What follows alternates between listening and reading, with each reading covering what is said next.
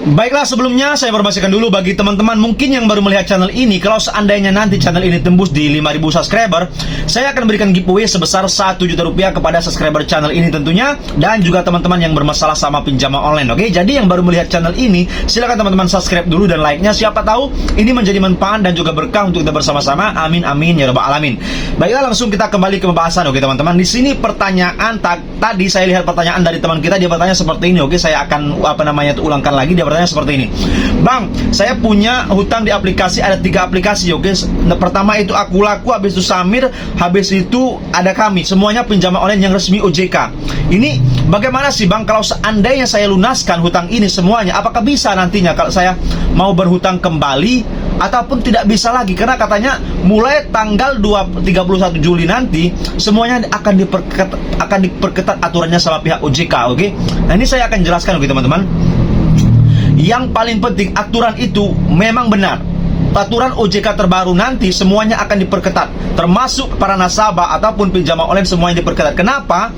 Salah satunya bagi kita para nasabah ini tidak boleh lagi meminjam lebih dari 3 aplikasi. Ketika Anda sudah mendapatkan pinjaman 3 aplikasi, Anda mau meminjamkan lagi, saya katakan, saya yakinkan 100% 1000% tidak akan bisa dicairkan lagi. Kenapa? Kalau sampai pinjol mencairkan, berarti mereka melanggar aturan OJK dan mereka bisa disanksi berat sama pihak OJK, karena OJK sudah berjanji akan menertibkan pinjol-pinjol yang nakal, tidak mematuhi aturan ataupun regulasi daripada pihak OJK. Jadi jelas sampai sini. Oke, kalau seandainya kita ingin meminjam tidak bisa lagi seperti itu. Habis itu bagaimana ke depannya pinjol-pinjol ini bertahan atau tidak? Nah, kita akan lihat. Oke, berapa bulan ke depan sampai akhir tahun 2025 ini, masihkah mereka akan bertahan atau bahkan mereka akan banyak yang bangkrut ataupun collab dari Indonesia, atau usahanya akan collab? Kita tidak tahu, karena yang namanya pinjaman online ini semakin tidak terkucurkan dananya, berarti bisnisnya tidak jalan. Semakin banyak uangnya dikucurkan kepada pihak masyarakat, semakin banyak. Kenapa seperti itu? Karena kalau seandainya aturan ini diberlakukan benar-benar sama pihak OJK mulai tanggal 31 nanti, berarti uangnya tidak bisa lagi terkucurkan seenaknya seperti kemarin. Karena sudah dibataskan sama pihak OJK, tidak boleh lebih dari 3 aplikasi. Misalkan aplikasi Anda sudah 3, Anda ketika mau minjam, pinjol ini sebenarnya ingin mencairkan dananya, tetapi melihat regulasi ataupun aturannya tidak boleh. Harus Anda lunaskan dulu yang 3-nya ataupun 2-nya misalkan.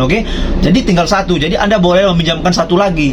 Seperti itu. Mungkin Anda paham apa yang saya jelaskan ini. Tidak boleh lebih dari 3 aplikasi. Jadi sangat ketat, sangat-sangat berbahaya.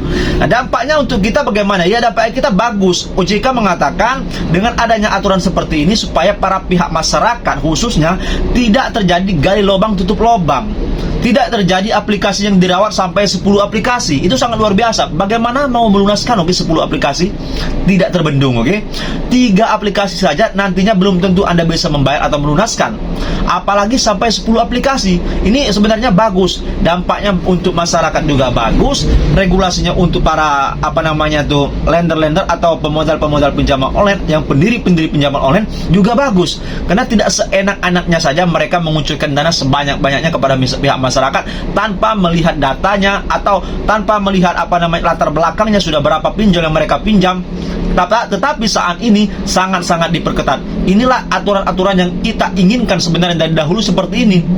Ada dampak positifnya bagi para pihak kita semuanya. Mungkin Bapak Prabowo sebagai presiden kita ataupun OJK sebagai tangannya pemerintah yang mengawasi ini, ataupun DPR RI Komisi 11 selalu awasi. Tolong kita selalu awasi para pinjol-pinjol ini supaya mereka cara penagihannya lebih sopan, lebih beradab, lebih manusiawi, tidak menantang penenteng ataupun seenaknya ngata-ngatain kepada pihak nasabah. Ini sudah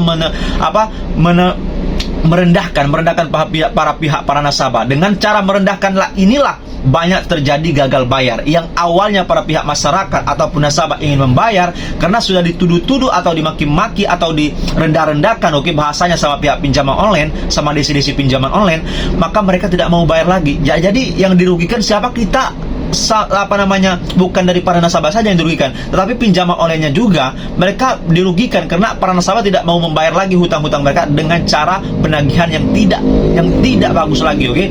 Jadi sampai sini oke teman-teman, semoga saja dengan regulasi yang terbaru, aturan terbaru bagi pihak kita ataupun masyarakat seperti kita masyarakat biasa ini ada bagusnya, supaya kita tidak kecanduan ataupun merawat pinjol yang banyak-banyak. Dan semoga saja pemerintah selalu memperhatikan apa keinginan masyarakat kecil, karena peminjam pinjaman online ini rata-rata orang menengah ke bawah. Oke, semoga saja ini dampaknya lebih bagus untuk kita sebagai manusia biasa ataupun masyarakat yang menengah ke bawah seperti kita ini. Oke, karena yang namanya uang, siapa sih yang tidak mau uang, teman-teman? Siapa sih yang tidak mau yang namanya uang? Kalau seandainya ada peluang, pasti masyarakat tidak ada uang itu atau kepepet, pasti larinya ke pinjol karena sangat gampang meminjamnya. Oke, jadi semoga saja ini ada bagusnya, semoga saja ini menjadi baik bagi kita semua. Yang paling penting teman-teman semuanya mentalnya dikuatkan lagi. Oke, ini saja. Wassalamualaikum warahmatullahi wabarakatuh. Berjumpa lagi esok hari. Terima kasih.